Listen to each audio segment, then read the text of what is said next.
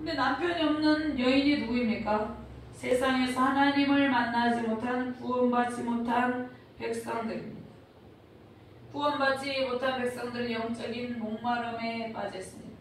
남은 떡 한 조각으로 생명을 연명하며 무엇을 기다리고 있어요? 구원받지 못한 백성들은 구원을 받지 못하면 어떻게 됩니까? 영원한 천국에 갈 수 없잖아요. 남은 떡 한 조각으로 생명을 연명하며 죽음을 기다리고 있는 것과 같다는 것입니다. 남편이 없는 과거와 같은 상태는 하나님의 말씀에 공급함이 없는 상태를 말하고 있습니다. 그 어떤 하나님의 보호함도 받지 못하는 절망적인 상황을 말씀하고 있다는 것입니다. 정작 불이 필요한 사람은 사렙다 과거예요.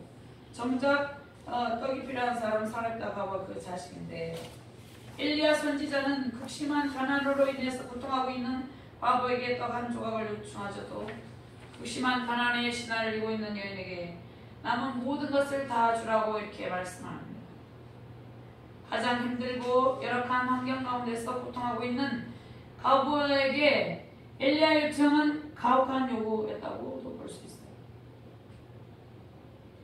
그가 이르되 하나님 당신은 여호와께서 살아계신 노병이사 나는 떡이 없고 다만 동에 가루하는 콩과 병에 기름 조금 뿐이라. 나뭇가지 둘을 주어다가 나와 내 아들 야곱을 시켜먹고 그 위에는 죽으리라 이렇게 말씀하셨습니다. 여인에게는 동에 가루하는 콩과 병에 기름 조금뿐이었습니다. 자신과 아들을 위해서 만들어 먹고 죽으리라고 말한 것은 이 여인의 절박한 상황을 말씀해 줍니다. 이 여인에게 앞날에 소망이 없었어요. 자신과 자식에게 남은 것은 죽음과 절망뿐이라고 이야기하는데, 엘리야가 먼저 이 여인에게 이 처절한 고통 가운데 있는 여인에게 이 고백에도 불구하고 먼저 자신의 알 떡을 가져오라고 요청합니다. 그 엘리야의 요청을 받아들이고 자신의 전부를 하나님께서 보낸 선지자에게 드립니다. 이 절망의 갈림길, 생사가 달린 길목에서 이 여인이 어떠한 길을 택합니까? 생명의 길을 선택하겠다는 것입니다. 순종의 길을 선택합니다. 그러면 신앙의 길에서 저와 여러분들이 지어야 될 태도가 무엇입니까? 절망의 상황 가운데서 오히려 우리는 더욱더 주님께 시간을 드리고 예수님을 믿다가 절망적인 상황이 오면 교회를 떠나가 버리고 낙심하고 교회를 안 나오는 성도들이 있는데, 그러한 가운데서 절망적인 상황에서 지어야 될 태도는 오히려 주님께 더욱더 우리의 삶을 드리고 시간과 재능을 드리고 남은 작은 거라도 물질을 드리는 그러한 신앙입니다. 제가 한 20년 전이죠. 20년 전에 신앙의 절망일 때, 재정적으로 또 가정적으로 여러 가지 절망일 때 하나님께 드릴 것이 없어서 제가 서운했습니다. 나의 모든 삶과 생명을 주님께 드리겠다 이렇게 고백을 했습니다. 하나님께서 우리에게 원하신 것은 고통과 절망 가운데에서 오직 하나님만을 의지하는 것입니다. 우리의 상황이 절망 가운데 있을지라도 우리가 남은 생애를 모두 주님께 바치고 하나님께 나아가면 하나님께서 우리의 모든 삶 가운데 어려운 문제 가운데서 역전승의 기쁨을 주십니다. 절망을 소망으로 바꿔주십니다. 죽음에서 생명으로 영원한 생명의 복이 넘치게 해주신다는 것입니다. 이러한 은총을 받아 누리는 저와 여러분 되시기를 주님의 이름으로 축원합니다. 세 번째로, 우리의 생명과 모든 물질의 주인이신 하나님께 모든 것을 드릴 때 하나님의 공급하심은 끊이지 않고 무한하게 지속이 된다는 것입니다. 15절 말씀과 16절 말씀을 같이 봉독합니다. 그가 가서 엘리야의 말대로 하였더니 그와 엘리야와 그의 식구가 여러 날 먹었으나 여호와께서 엘리야를 통하여 하신 말씀같이 동의 가루가 떨어지지 아니하고 병의 기름이 없어지지 아니하니라.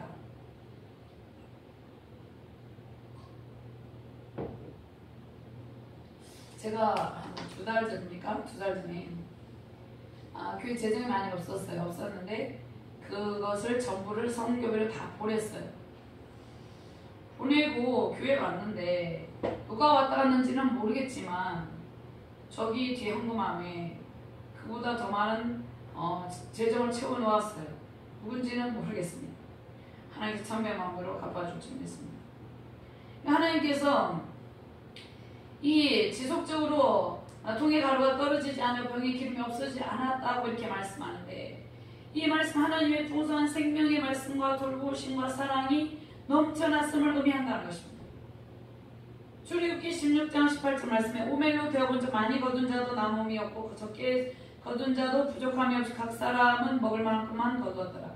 하나님을 사랑하고 그의 말씀에 순종하는 모든 백성에게는 부족함이 없이 지속적인 풍성함이 임하신다는 것입니다.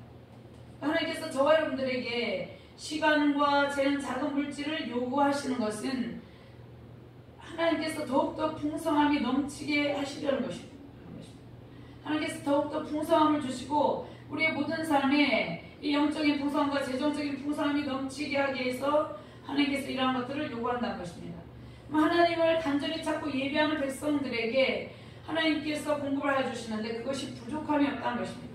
모든 것을 채워주시고 무한하게 지속이 된다는 것입니다. 끊이지 않는다 이렇게 말씀을 하고 있다는 것입니다. 다윗이 이렇게 고백합니다. 시편 23편 1절 말씀에 여호와는 나의 목자시니 내게 부족함이 없으리로다. 우리는 이 세상을 살아갈 때, 이 광야 같은 세상에 살아갈 때 우리가 시간과 또 공간 또 영적인 측면에서 재정적인 측면에서 한계를 느낍니다. 그러나 우리가 하나님의 공급하심 안에서는 우리는 무한하신 영적 자유와 재정적인 제한에서 재정적인 제한에서 풀려져서 자유함을 누리게 된다는 것입니다. 이 세상에서 공급되는 재정은 한계가 있어요. 근데 하나님께서 하늘의 문을 여시고 하늘의 문을 여소서 기도 하늘의 문이 열렸잖아요. 하늘의 문을 여시고 쏟아부어 주시는 재정은 마르지 않고 끊이지 않는다는 것입니다. 우리가 이 세상의 재정을 바라고 있잖아요. 그곳에 한계가 있다는 것입니다. 하나님께서 하늘의 문을 열어주시고 쏟아부어 주시는 그 하나님의 재정, 그 재정의 기름 부심을 받아야 된다는 것입니다. 그것은 끊이지 않고 마르지 않는다 이렇게 말씀하셨습니다. 그럼 우리가 먼저 주님의 일을 위해서 우리의 시간을 드리고 작은 물질을 드리고 재능을 드리면 그것이 없어지지 아니하고 무한하게 천배, 만배, 백배로 공급이 된다는 것입니다. 또 구제의 말씀이 있는데요. 누가복음 6장 38절 말씀에 주라 그리하면 너에게 줄 것이니 후히 되어 누르고 흔들어 넘치도록 하여 너에게 안겨주리라. 너희가 헤아리는 그 헤아림으로 너희도 헤아림을 도로 받을 것이니라 이렇게 말씀하고 있습니다. 그러니까 우리가 가난하고 힘든 우리도 힘들지만 우리보다 더 어렵고 힘든 사람에게 우리가 구제죠. 교회가 성장하면 구제를 반드시 많이 해야 되는데요. 구제를 하게 되면 더 많은 것들을 하나님께서 채워주게 된다는 것입니다. 계속해서 솟아나는 샘물같이 떨어지지 아니하고 없어지지 아니한다는 것입니다. 우리의 생명도 마찬가지잖아요. 우리 생명이 우리가 죽어도 우리 생명이 끊어집니까? 우리는 영원한 생명을 소유하고 있기 때문에 끊어지지 않아요. 없어지지 않고 영원한 생명의 복을 누리게 된다는 것입니다. 재정의 원리도 마찬가지라는 것입니다. 저는 재정의 80% 정도를 교회에 다 쓰고 있는데요. 하나님께서 넘치도록 채워주실 것이에요. 그것을 하나님께서 이미 약속하시고 믿고 있습니다. 하나님께 드리면 없어지는 것이 아니라 더 풍성하게 공급이 된다는 것입니다. 근데 많은 성도들이 만몬의 신이 지배하는 세상에서 이 만몬의 신을 따라가고 있어요. 세상에서 재정적인 고도한 훈련 과정을 겪고 있는데 그 문제를 푸는 열쇠는 무엇입니까? 먼저 하나님의 말씀 순종으로 자신의 삶 전부를 주님께 드리며 힘들수록 더욱 섬기며 베풀고 나눔의 삶을 실천하는 것입니다. 사렙과 바브는 극심한 빈곤 가운데서 하나님의 사자를 하나님의 명령대로 섬겼어요. 그 섬김으로 하나님께서 공급하신 무한한 성령의 기름 부심과 재정의 기름 부심을 받았습니다. 하나님께서 보내신 독생자 예수님께서 저와 여러분들이 사랑을 실천하라고 말씀하시잖아요. 그 사랑을 실천하면서 하나님께서 세우신 교회와 또 사역자들과 성도들을 서로 섬기며 나아갈 때 풍성함을 누리게 된다는 것입니다. 이러한 풍성함을 누리시는 저와 여러분 되시길 주님의 이름으로 축원합니다. 제가 땅의 문제를 푸는 하늘의 법칙이라는 책을 지금 읽고 있는데 그 책의 내용 중에서 개척교회는 어떻게 해야 됩니까? 더욱더 힘든 개척교회를 돕고 구제와 선교를 할 때 하나님께서 공급하신 재정이 차고 넘친다 이렇게 말씀을 하고 있습니다. 거기에서 어떤 목사님의 간증이 있는데요. 어떤 목사님이 개척교회 할 때 힘든데 자기보다 더 어려운 교회에 5만 원을 헌금했는데 하나님께서 50만 원을 며칠 뒤에 채워주셨다 이렇게 말씀하고 있습니다. 그러니까 이것이 하나님의 재정의 법칙입니다. 우리 주날교회는 어렵고 힘든 가운데 있지만 우리가 전도와 선교와 구제와 장학의 일들에 재정을 많이 쏟아붓고 있습니다. 개척교회에서 아직 재정과 영적인 훈련 가운데 아직 있어요. 그렇지만 저는 이렇게 생각합니다. 있지만 하나님께서 이러한 일들을 통해 성령의 기름 부으심, 재정의 기름 부으심 끊이지 않게 하셔서 수많은 사역자들을 세우고 영적 리더를 세우는 교회가 될 것입니다. 또 선교사들을 세우시고 하나님께서 이 주날교회를 사용할 것입니다. 택한 백성들이 가득 차고 넘쳐서 하나님의 능력과 권세와 영광을 찬양하는 능력 있는 교회가 되게 해주실 줄 믿습니다.